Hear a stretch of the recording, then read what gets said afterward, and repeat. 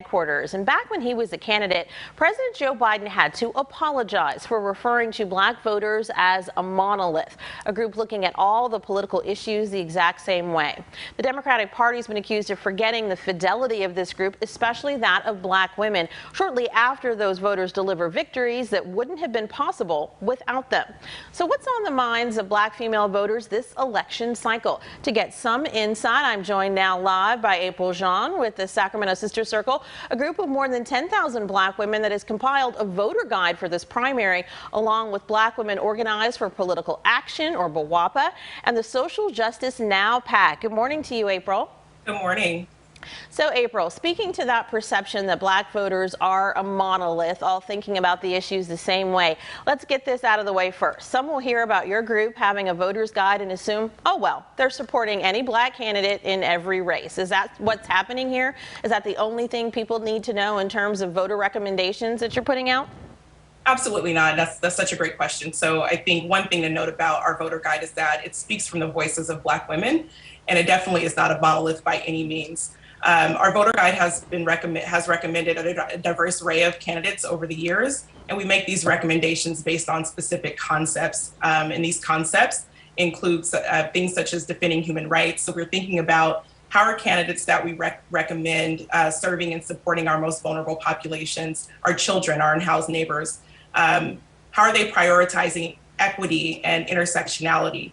And these are things that span beyond just these kind of trigger words that we've been using, but really thinking about how are you actually centering the voices of our most disinvested and marginalized communities in your policy solutions and in your resource allocation and in your decision making. And also, how are you reimagining justice? So how are candidates creating those solutions that span beyond the status quo, right? So how do you aim to provide policy solutions and resources that help our communities that are largely impacted by injustice and disinvestment?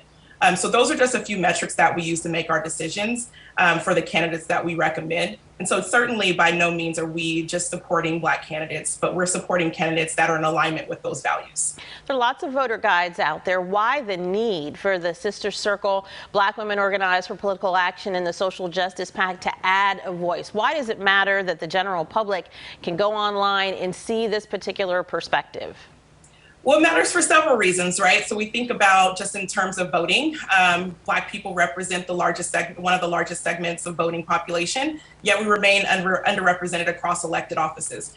And that's statewide and locally. So as a collective, we believe that political engagement is more important now than ever. And so this is why our voter guide was created. Second, we want black folks and other people not to just understand the importance of voter engagement, but also to have a living document that speaks specifically to our multifaceted views and needs. So the SAC Sister Voter Guide does this and much more. Not only does it speak from our point of view, but it also speaks in a language that our people understand. And then third, our voter guide is written by a collective of black women in Sacramento who are all considered trusted messengers and have deep-rooted connections to this community. And so as we know, trust in our community is central and very important. So having a guide that not only lifts up our issues, but also speaks our language is essential to assuring that our voice is present in every election. Now let's look at one of the most high-profile races in Sacramento County, that for sheriff. This going back to what I asked you about first. There's a black candidate in this race, Jim Cooper, but your guide makes no recommendation in this race. You know someone will be elected sheriff. Why make no choice here? Isn't that abdicating your voice about an office which has been highly criticized for the sheriff's stance on treatment of immigrants and jail conditions? Well, I think the reality is we made no recommendation because we don't necessarily have a position on either candidate. And I think, if we think about those metrics that I identified earlier and we line those candidates up, unfortunately, we couldn't make a recommendation that we felt was sound for our community. And so we didn't want to mislead the voters in any way. And so we opt to make no recommendation. If we can't fully trust that the candidates that are on the election docket are going to be fully in support of our needs. And so we don't just want to make kind of blanket decisions based on the fact that this is a popular candidate or this candidate is an African American candidate. We don't want to do that, right? So if those candidates don't line up with our values and and kind of the metrics that we use to make our decisions, then unfortunately we don't make a recommendation on that race. Got it.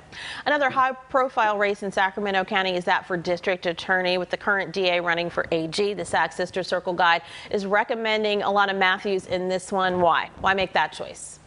Well, I think, the voter guide is very clear. Alana Matthews is a candidate that we not only believe in, but we know she's the best candidate, and we honestly don't deserve her in Sacramento County. We know that Alana Matthews is someone who is very connected to the community. She's genuine. She has great values. She's thoughtful. She's compassionate. She understands equity and justice beyond just the words and language that we use, but she really holds these as true values in the work that she does and has done throughout the course of her career. So I think, when we're thinking strategically about who should hold this seat, we're thinking about reform and we're thinking about justice for our community. Alana Matthews is that candidate. She's the one that's going to be thinking beyond the status quo. She's going to be thinking about criminal justice in terms of prevention, in terms of thinking about the social determinants of health, how our communities are impacted, thinking about our unhoused neighbors and how they're criminalized for being homeless and not having access to affordable housing. So these are things that we need. We need preventative solutions. We need solutions that span beyond criminalization. And Alana Matthews is the candidate that's going to get it done. Alrighty, that's just a look at some of what is in your voter guide. We do want to mention that Tian Ho is running against Alana Matthews, currently working at the DA's office right now. Thank you for insight about the selections that you're suggesting to the community. You're welcome. Thanks for having me.